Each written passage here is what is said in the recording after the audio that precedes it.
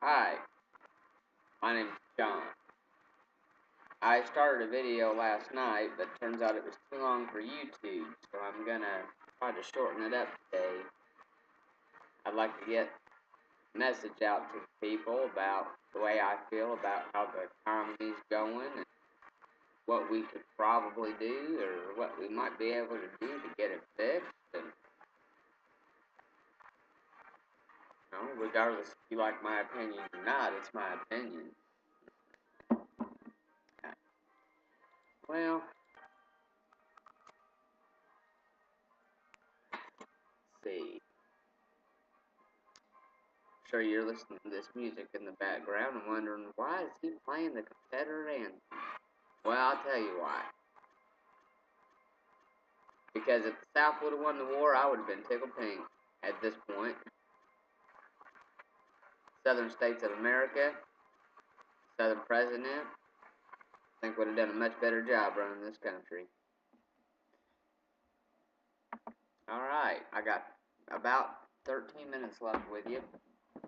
Sitting here enjoying a nice cup of coffee. All right. My first issue is these liberals in office. Now, I'm telling you, regardless if you're a Democrat or Republican, it don't matter. But the words you need to be understanding is liberal and conservative. For a Christian, the Bible teaches the Christian to vote against liberal governments. So therefore, a Christian, therefore, in a religious aspect, should not be voting for someone like President Obama. And you clearly see why. It brings nothing but evil. Look what it's done to our economy. Alright, you take his stimulus package. Okay? You take his stimulus package. Alright, he made this 68 trillion, billion, bazillion dollar stimulus package. You know how much money it was. They could tell us whatever they want to tell us and think we're just going to believe it. Well, they should know better than that. Alright, this is what that stimulus package did. I'm going to use GM as example. Alright, so GM gets some of that stimulus money. President Obama says, oh, well, they're going to create jobs. No, they're not. They're not going to create jobs because they got work they still need to get done. They got a light bill that they got to pay. It's not going to create jobs. GM's going to use that money to finish that production they couldn't finish in the first place and to keep the lights on. As a matter of fact, they're probably still laying people off because they know they got to pay that money back with interest. Now get this, it trickles down to the middle guy, the car dealer. Now he's got to buy a car from GM above wholesale costs because GM has to pay a loan back to the government with interest, and they know they're strapped for cash. Alright, and then it trickles down to us, the consumer. We go into the car dealer. We just bought a car for $18,000 that might have been worth $10,000 on the lot, and the dealer bought the car that was probably worth maybe $7,000 and had to pay $10,000 for it. So the dealer paid above value, we paid above value. That just goes to show you how little our dollar amount's worth. Our dollar value. Our dollar value. We don't have enough gold in Fort Knox to support our dollars. That's why we ain't going to get out of debt anytime soon. And the dollar bill is just like an old car and a new car. I like that metaphor. The more money the Treasury, the Department of Treasury prints, the less the dollar value is worth. Take an old car, for example. You take an old Chevy Corvette. You take an old 60s model Chevy Corvette, and it's in perfect condition. And you take a brand new one, and it's in perfect condition. Which car you think is going to be more?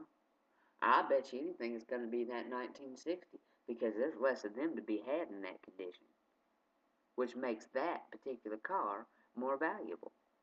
So if the Department of Treasury would just stop printing money, if the government would get their heads out of their butts, and they would tell the Department of Treasury, stop printing money for a good 3 or 4 months, you know what? Our dollar value would increase. It would make it more appealing to those countries and to those nations that we're in debt to. And there you have that one. Now here's my solution to get the country out of debt. You got all these politicians that have went to college. As a matter of fact, the last president that didn't have a college education was Harry S. Truman. Alright, and here I am, just a little guy. But I think this idea might work, because either way, you know the people's going to have to pay for it. Somehow, some way. The people's going to have to pay for it. Well, here's my solution. Listen up. It's called the ND tax. It would stand for the National Deficit Tax. And what it would be is it would be a tax imposed on every American on all non-food purchases. And instead of being a percentage of the sale, it would be just $1. $1. Now, whether you spent 50 cents or $1 million on non-food products, the tax would be $1. All 50 states included, including U.S. territories, they want to be a part of America, they're going to have to pay our taxes. Plain and simple. Now, pardon me while I get a swig of coffee. Alright, sorry about that. Now, there's an estimated $2 trillion a day in non-food tax, maybe more. Alright, now, you're saying, okay, we're $15 trillion in debt, we can get out of debt pretty fast. That's not the case, see, because that bill, we'd have to regulate that bill. That bill would stipulate that that money, as soon as it was received by the federal government, that it would immediately transferred into an account that we, as an American, we as a country, were in debt to. Now, it wouldn't just take $15 trillion, because guess what? Our dollar value might be worth 16 cents. I know it was worth 22 cents, but I know it's went down since, especially after the stimulus package went through. All right? Now, okay. So it's going to take more than 15 trillion. The numbers on the board say $15 trillion in debt, but if our dollar value is only worth 16 cents, well, shoot, we need 4.5 times that much. We need 4.5 times that much. All right? Now, this is what the cities are doing with that stimulus package. There's a particular city down in Missouri. I'm not going to name this city because I really like this little city.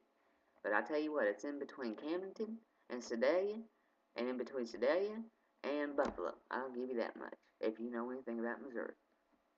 Alright, they got some stimulus money. $4.8 million in stimulus money from the federal government. You know what they did with it? They built a sidewalk. Now, I don't know about you. They said that that the sidewalk was going to bring in money to the city. Well, I don't know about you, but I ain't going to come from miles around to see a sidewalk. And I ain't going to be putting my money on it neither. You know what? They could have bought that money. They could use that money to buy up land, buy up free land, and try to get it sold to colleges. Get college connections over there. Put college kids in. They come to war. They come to that city. I almost slipped. They come to that city. I bet you got a good clue now. They come to that city, and they start buying stuff. They start paying taxes in that city. That city makes more money. That stimulus package was well worth it. But I do not like stimulus packages at all. If you're going to get one, use it right. Make sure you're going to make money off of that. Make sure the city's going to profit. That's what a politician needs to be thinking. I work in a grocery store. Alright, and I think a retail clerk would make a great politician, because we're always out to make a profit. We're never out to lose money.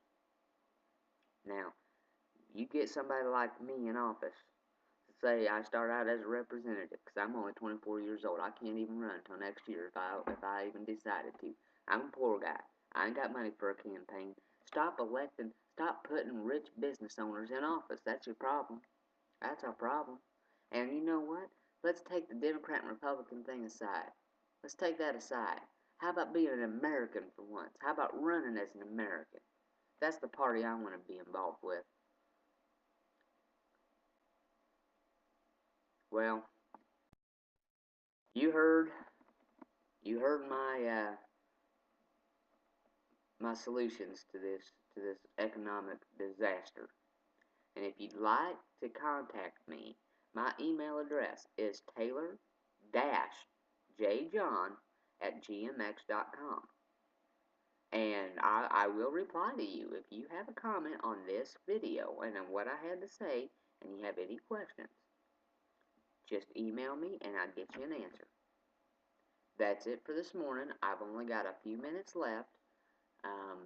I want you all to have a good day, and you're going to hear from me again soon. I'm going to make a video every day, every other day, whenever I feel like making a video. And you just feel free to email me about your comments on this video. And, I'll get back with you and tell you the math and the reason behind the madness. Alright? God bless America. God bless you. And y'all have a happy Thanksgiving this year. I am going to